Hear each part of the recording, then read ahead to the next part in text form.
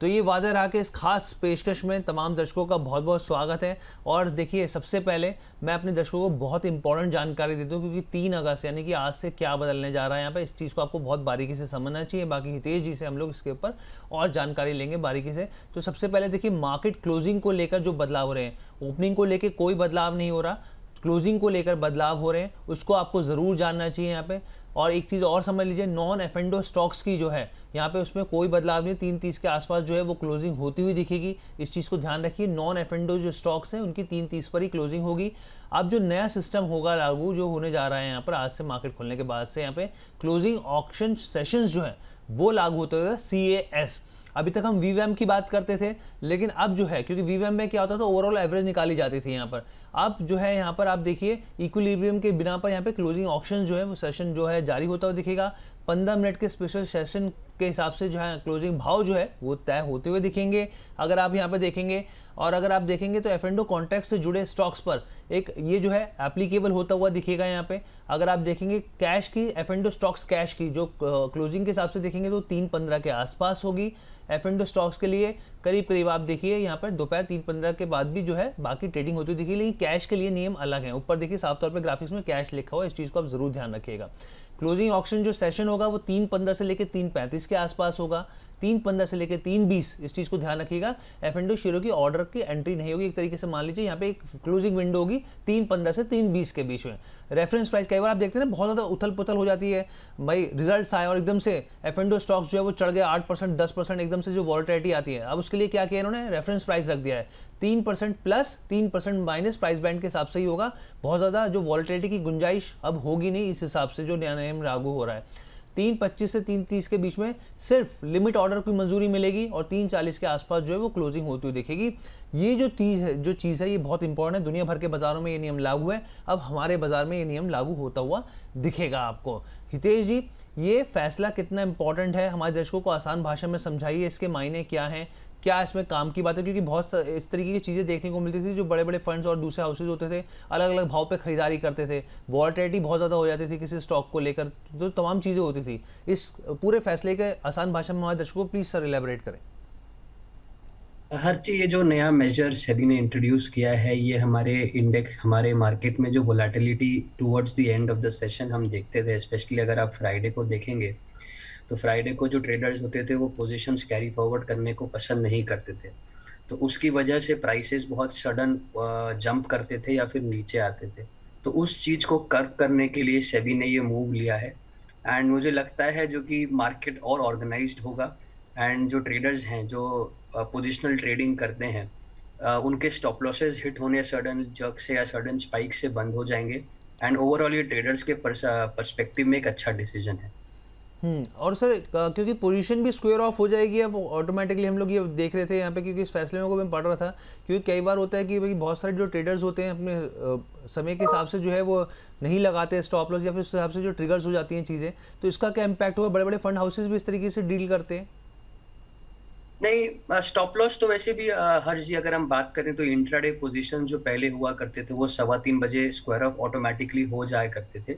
तो उस पर्सपेक्टिव से कुछ ज्यादा बड़ा चेंज होते मेरे को नहीं दिख रहा है, बट लेकिन एक बड़ा चेंज जो मार्केट में आएगा वो ये है, जो कि जो लोग इंट्राडे पोजिशंस ही बनाते थे और इंट्राडे स्क्वायर ऑफ करके जाते थे, नोटेबली अगर आप फ्राइडे की ट्रेडिंग को देखेंगे, स्पेशली लास्ट फ्राइडे जो हमने देखा था, निफ्टी, बैंक निफ्टी और काफी सारे स्टॉक्स में लास्ट 15 मिनट में काफी उथल पुथल हमने देखा था।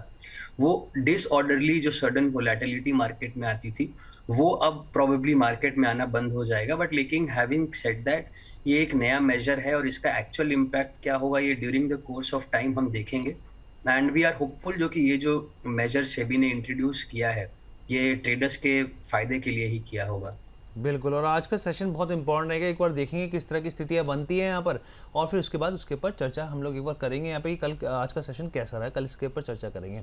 अब सर मैं आपसे समझना चाह रहा हूँ कि आपके रडार पर कौन सी पिक है हमारे एफ&ओ दर्शकों के हिसाब से, क्योंकि बहुत सारे दर्शक है जो फॉलो करते हैं हमें, तो आपके हिसाब से कौन से ऐसे प्रेफरेबल पिक होंगी जो आप सजेस्ट करना चाहेंगे।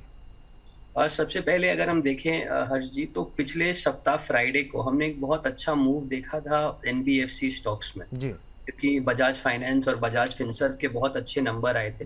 तो एनबीएफसी स्पेस में ही पहला पिक है हमारा चोला फाइनेंस और चोला मंडलम फाइनेंस। अगर हम चोला फाइनेंस के डेली चार्ट्स को देखें तो फिलहाल के लिए उसका जो 20 डे एक्सपोनेंशियल मूविंग एवरेज है डेली चार्ट्स पर, चोला फाइनेंस वहां से सपोर्ट लेते हुए वापस एक बाउंस दे रहा है और उसके इंट्राडे चार्ट्स में हमें एक कंसोलिडेशन ब्रेकआउट दिख रहा है अबव द लेवल्स ऑफ 1830। तो अगर कोई दर्शक चाहे तो चोला फाइनेंस में करंट लेवल्स पे बाई कर सकते हैं at in the price range of 1845 to 1850 with a stop loss below 1820 और 1819 with a potential target of 1900। दूसरा अगर मैं देखूं तो हर्ष जी, अभी पिछले कुछ दिनों में फार्मा शेयर्स में हमने बहुत अच्छी तेजी देखी है, बट लेकिन अगर मैं ब्रॉडर स्ट्रक्चर देखूं फार्मा शेयर्स का तो थोड़ा सा सेलिंग प्रेशर हमें हायर लेवल्स पर फार्मा शेयर्स में दिखना स्टार्ट हो रहा है। तो उस मद्देनजर से रखते हुए एक मिड कैप फार्मा स्पेस से मैं शॉर्ट रेकमेंड करूंगा बायोकॉन लिमिटेड में at the current price of 425 to 424 with a stop loss of 428 to 429 and with a potential target of 415। जी, तो एक तो स्टॉक सर की तरफ से चोलामंडलम आया, दूसरा बायोकॉन सर आपने सजेस्ट किया। Correct, absolutely. तो बायोकॉन को लेकर सर क्या आपको लग रहा है टारगेट्स रहेंगे और क्या इसका स्टॉप लॉस रहेगा? बायोकॉन में हर्ष जी टारगेट प्राइस हमें लग रहा है शॉर्ट टर्म में एक एफएनओ टेरर्स के पर्सपेक्टिव से 415 तक हमें दिखता है बायोकॉन जाते हुए, और उसमें पोटेंशियल टारगेट की अगर मैं बात करूं तो अराउंड 428 टू 430 के बीच में एक स्टॉप लॉस रख सकते हैं। सर 425 के भाव पर है सर, तो टारगेट्स क्या सजेस्ट किया आपने? सॉरी, अगर मैं टारगेट है 415 और स्टॉप लॉस इज 442 में बायोकॉन में। अच्छा, 442 के टारगेट्स जो है वो आप देख रहे हैं यहाँ पर। ओके, और स्टॉप लॉस जो है वो 415 का लगा के रखेंगे? नहीं सर, टारगेट इज 415 और स्टॉप लॉस इज 442। ये मैं शॉर्ट रेकमेंड कर रहा हूँ बायोकॉन। बायोकॉन, अच्छा, ठीक है सर, अब ये क्लैरिटी मिल गया। अच्छा, हाँ ठीक है, तो अच्छा ठीक है सर, ये आपने यहाँ पे दो जो है चोलामंडलम और बायोकॉन को लेकर सलाह दे दी। अब मैं एक चीज़ और पूछना चाह रहा हूँ सर, अशोक लेलैंड का मैं आपसे चाहता हूँ एक बार चार्ट देखिए है, यहाँ पे आपको लग रहा है ब्रेकआउट की स्थिति बन रही है? अशोक लेलैंड में हर्ष जी हमने पिछले कुछ वीक में, एटलीस्ट नोटेबली अगर हम पिछले वीक में देखें तो एक बहुत अच्छा मूव देखा है जहाँ पे स्टॉक ने एक अच्छा रिट्रेसमेंट दिया था इन्हीं लेवल्स पे जहाँ पे अभी स्टॉक खड़ा है 166 के पास। तो उसने 166 से लगभग 150 रुपए तक का एक मूव दिखाया था नीचे की तरफ में। बट अगर मैं ब्रॉडर स्ट्रक्चर की बात करूं अशोक लीलैंड का, तो अशोक लीलैंड अगर किसी भी कारण से 168 170 के ऊपर चलना स्टार्ट करता है तो उसके ऊपर एक ब्रेकआउट मिलेगा एंड उस ब्रेकआउट को देखते हुए हम अशोक लीलैंड पर भी बाय कर सकते हैं। ठीक है, एक और मेरा यहाँ पे सवाल रहेगा सर, आपको परसिस्टेंट सिस्टम कैसा लग रहा है यहाँ पे, क्योंकि आईटी पैक में हमने देखा है ज़बरदस्त तेज़ी देखने को मिली है यहाँ पर, आपका क्या मानना है यहाँ पर? क्या यहाँ पे भी आपको स्ट्रेंथ लग रहा है कि है यहाँ पर, दिख रही है यहाँ पर, निवेशकों के फोकस करना चाहिए यहाँ पर? नो डाउट हर्ष जी, अगर मैं पूरे एक आईटी पैक की बात करूं तो आईटी पैक में नो डाउट एक बहुत स्ट्रॉन्ग मूव हमें पिछले सप्ताह देखने मिला। हालांकि फ्राइडे को थोड़ी सी प्रॉफिट बुकिंग जरूर देखने मिली, बट लेकिन अगर मैं स्पेसिफिकली परसिस्टेंट की बात करूं तो परसिस्टेंट में भी हमें एक स्विंग ब्रेकआउट देखने मिल रहा है 5470 5500 के लेवल्स के ऊपर, जो फ्राइडे को कंफर्म हुआ। बट लेकिन क्योंकि हमने एक बहुत अच्छा मूव पिछले सप्ताह आईटी स्टॉक्स में देखा था, तो आईटी स्टॉक्स को अगर किसी को बाय करना है नोटेबली अगर परसिस्टेंट, तो एक छोटे से डिप का वेट करना चाहिए towards the level of that से 5350 टू 5300। उस रेंज में अगर परसिस्टेंट मिले तो परसिस्टेंट में जरूर एंट्री करनी चाहिए। ठीक है, तो सर की तरफ से यहाँ पे देखिए राय निकल कर आ गई यहाँ पे, और हमने बेसिकली देखिए 4 स्टॉक्स पर चर्चा कर ली है। तो अपने इस खास सेगमेंट जो ये वायदा रहा को इसको फिलहाल के लिए समाप्त करते हैं, लेकिन आप हमारे साथ बने रहिए।